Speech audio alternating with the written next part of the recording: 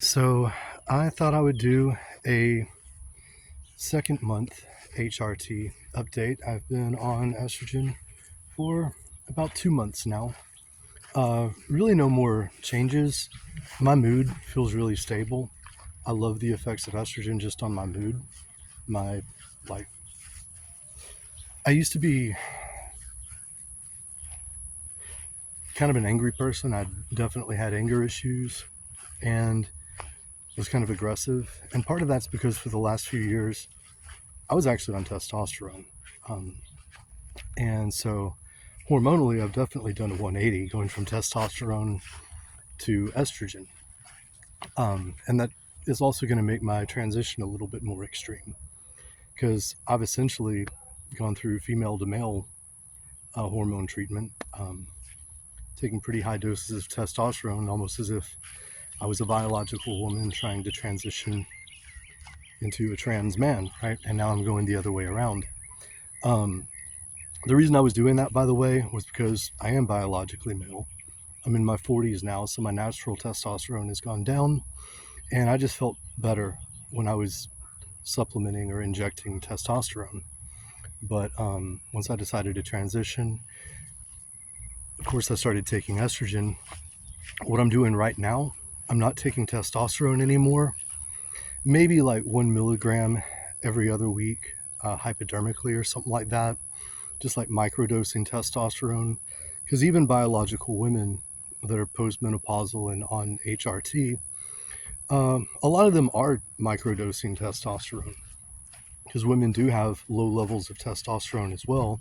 I'm just trying to kind of stay within range, and it also helps me avoid having any kind of negative symptoms of extremely low testosterone for either a man or a woman. But then I also take about 10 to 25 milligrams of nandrolone every week, depending on whether I'm taking my 1 milligram of testosterone that week or not, because I'm really only doing the 1 milligram of testosterone every other week and then 40 milligrams of estradiol every week. So that's kind of my hormone schedule right now. That's kind of what works for me. And I also really like it because I'm figuring out that I'm really more like trans feminine, but non-binary, somewhat pangender. That's actually taken a lot of stress off of me because for a while I was really wondering if I'm gonna stick with transitioning or not because of my fears that I will never be able to pass as a woman. I just have too many masculine features, and I don't know, like especially at my age, I think transitioning fully is very hard. I would definitely need facial feminization surgery and basically all the surgeries in a couple years on estrogen to have any hope of passing. And even then, I'm pretty sure I would probably get clocked all the time. So it kind of frees me to not have to worry about whether I'm passing as a woman or not.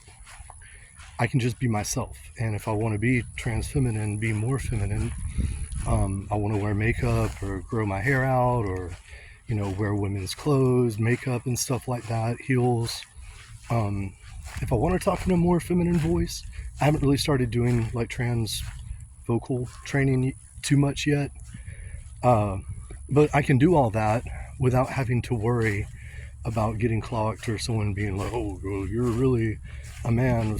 I mean, yeah, I'm not really trying to hide it or pass as a woman. I'm just trans feminine, pangender, and pansexual, so I don't really care anymore if people perceive me as a man who is not really gender conforming and is kind of maybe even transitioning toward becoming more gender conforming with the female gender. So trans feminine, that kind of works for me. I'm not a trans woman. This is the way I understand and use some of these terms. Other people may use them different. This is an area where I feel like knowledge and understanding and just popular opinion is still evolving. So I have just as much right to kind of say, hey, these are kind of what these words and concepts mean for me as anyone else does. But yeah, other than that, no major changes. Um, Pretty happy mostly. I feel just a lot better. I do have a receding hairline, so I mostly wear wigs. I'm not right now, obviously. I'm just filming a video. I don't care. But I've been shaving my head because I have a receding hairline in the temples. Nothing I can really do with my hair is going to look good. But I figured out if I wear a headband, it covers up the area where it's balding. And then I could have long hair, even a ponytail, like long shoulder length hair or down my back hair. And the hairband would cover up the receding hairline, and I would just have long hair in the back. A lot of women kind of go with that style. And then when I do want more of a hair down kind of look, I can still wear a wig, right? So I was thinking I was probably going to do a facial hair laser removal. Now I'm thinking I probably won't, or at least I'm going to put that off. If I do decide I want to fully transition and just become a woman full-time and try to be passable, then of course I would do that. The same with things like breast augmentation. I've been trying different like push-up bras, sticky bras, breast forms. I just got like kind of a tube top style breastplate that I think is going to match my skin pretty well. And I can even wear like some cleavage stuff, especially if I use a little bit of body makeup and kind of blend it. I think it'll probably look pretty natural. I'll play with it. And then as far as shapewear, I do have some hip pads that I'm pretty happy with. The shorter ones, I don't think have a very natural or flattering look, but the longer hip pads, with some like compression shorts under some jeans or a skirt or a dress, I think looks great. I don't wear them all the time. I think, at least like for a man, I've got a really great body, really great butt and all that.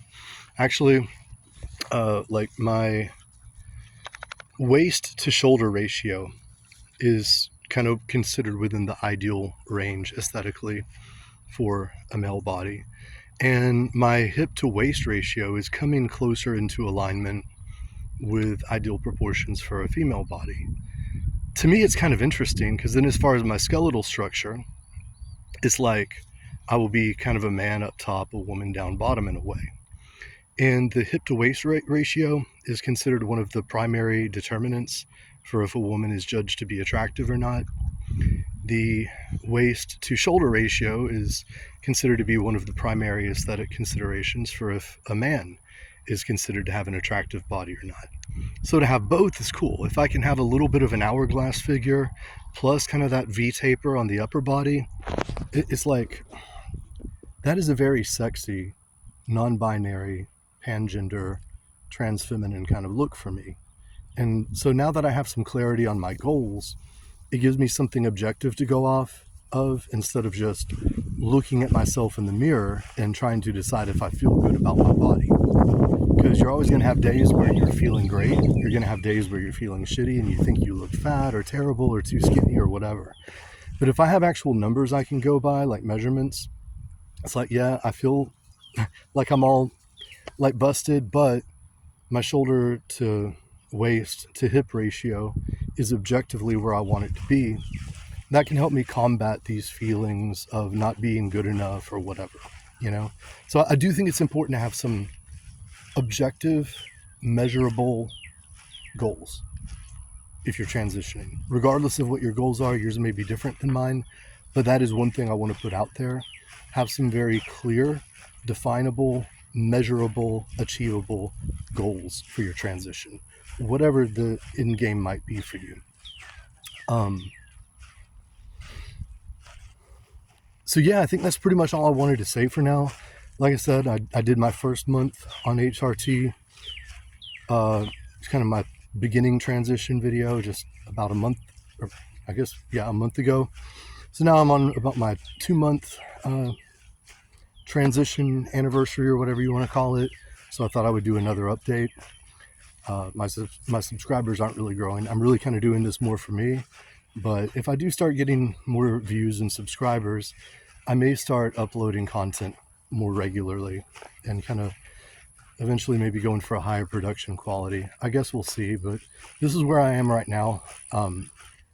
So yeah, thanks for watching. Feel free to drop me a comment, or hit the like button. Subscribe if you want to follow me. I'd love that. I'm kind of looking to build a little bit more of a community online, because I'm here in Texas. I'm kind of alone in some ways. It'd be nice to kind of connect with people that I can just kind of relate to about certain things, regardless where you are. So definitely hit the like button, leave me a comment, message me. You can follow me on Instagram at Mistress Erin Quinn.